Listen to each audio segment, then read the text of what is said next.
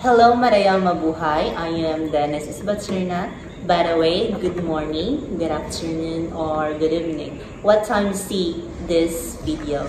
Today, we're going to discuss all about the soil properties. And remember, class, this is the last coverage for the midterm. And I already have the fact sheet done. Okay, this will pass on pagbalik sa face-to-face. Alright. Okay, let's get into it. But before that, read the objective. Identify soil properties and how it affects crop productivity. Okay, that is our objective for today's session. Now, I have a question for you, class. Why soil matters for life? Yes, correct. Soil properties or soil is a vital resource that can manage plant growth, and it really influences the crop productivity. Good soil equals to good plant. So it really matters for life. Okay? Now, soil properties. Soil properties play a crucial role in determining crop productivity. Sustainable soil management practices like crop rotation, organic amendments, and controlled fertilization help maintain soil health and ensure long-term agricultural success. Yes, so there's many types of soil properties and I will discuss it to you. So first we have the physical properties of soil. Second, we have the chemical properties of soil. And lastly, we have the biological properties of soil. These properties helps the plant to be a long-term success para po nga matabangan ang plants if naka-good nga soil. So it really matters if in terms nga magbuhi kag plant. So dili jud pwede nga baliwalaon nimo ang kuan pagpili sa isa ka soil or isa ka yuta. Dapat kabalo ka or known unsaon pagpili sa soil kung unsa tong mas better na texture or mas better. And we'll get into that. So first we have the physical properties of soil. Okay. The physical properties of soil include texture, structure. These factors influence water movement, root penetration, and aeration. Now, the texture refers to the relative proportion of sand, dunes, and clay particles. Okay, so ang texture or yang texture, yang makanang unsay feeling sa isa ka yuta, unsay feeling. So naatay sandy, looms, o clay. So muna sila ang tulo ka physical texture sa soil. And I have a question. If say better nga soil if magbuhi ka og let's say cactus. Isa kay better? Is it sandy, dunes, or clay? Okay, I would say that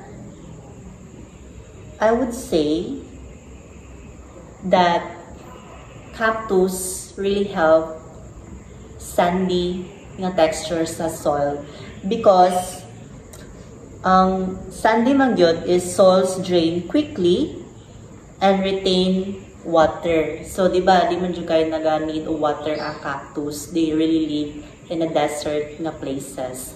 And if gusto jud ka nga gusto ka magbuhay nga plant ka nang maintain jud siya or balance, is you go with looms. You go with the looms. And if gusto naman ka mga clay, pwede ka itong mga corn, katong mga watering area or mga palay. Okay? So, as you can see, here is the picture of sand. And next we have the clay. And lastly, the balanced texture is the loams. So that is the physical structure of the soil. And loams is very like balanced siya nga loams kay di ka siya kanang balance siya na siya need water and na po siya soil na need po na mga nutrients. Okay. Which balance sand, slate, and clay are generally the most productive, which is ang looms or loamy. Now, moving on to the soil structure. Structure describes how soil particles are arranged into aggregates. Well-structured soils have good pore spaces that enhance root growth and water infiltration. Poor structure can lead to compaction and hinder plant development. Okay, so another factor sa soil properties is ang soil structure. Then we have, here's the example of the well-structured soil. As you can see, well-structured soil, daho kayo ang pores and dagan siya gap which makasulod ang water sa ubos and haon siya tanawon. While ang short na dili giving na soil structure is gamay kayang spaces and medyo nga katag kaayo siya. Wala siya pores. So dapat dako nga pores imong tangitahon or big pores nga para makasulod ang air o makasulod ang water. So dapat mabalance ang nutrients sa soil, mamili kag soil structure. So dapat mabalance si air, si water, si nutrients stored in a large pores. So dagko jud kayo siya. So be happy kung na kay large pores. Okay. Then we have the soil structure. Let's get to know them. First, we have the granular. That is the granular. This is the blocky. So, mura siya bato. Then, mura na siya bato si platy, massive, and last, si single grain. Okay, that is the soil structure. Then, next, we have the chemical properties of soil. Chemical characteristics determine the nutrient availability and overall fertility of the soil. Okay. Okay. Now there are two factors for chemical properties of soil. First, we have the soil pH. pH measures the acidity or alkalinity of soil. Most crops thrive in a slightly acidic to neutral pH, 6.0 to 7.0. Extremely acidic or alkaline soil can restrict nutrient uptake and reduce crop yield. Okay, so I have here a picture of soil pH or pH scale. Ang normal or ang neutral nga pH scale is sa number 7, which is na-categorize ang water. So, ang uban daw plant or ang uban daw soil is makasurvive sila sa neutral nga mahulog nga category, which is ang water. 6 to 7. Then, ang pinaka increasingly acidic is ang pH 0. Then, we have followed by 1, 2, 3, 4, 5, 6, 7. And ang sa pinakatumoy is ang instantly alkaline. So, nadara ang 14, which is ang drain cleaner, followed by 13, bleach, soap, ammonia solution, milk of magnesia, baking soda, and egg. So, ang pinaka-convenient is ang pH scale number 7, which makita si water. So, pwede jud kaayo nga mag-water ka sa plant.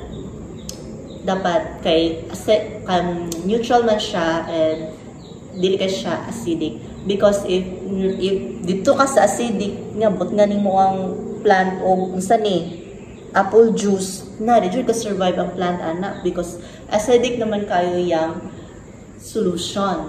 So dapat if you're going to water your plant, it should be katong walay chlorine nga water. So gipakuanta ni Ma'am Che na magkuan og solution daw, magkuanta ka ng ikuan sa nato ang water but nga tong solution para mawala ang chlorine. So nagay mo yung tag solution ka Ma'am Che. Ayun, naka-learnings.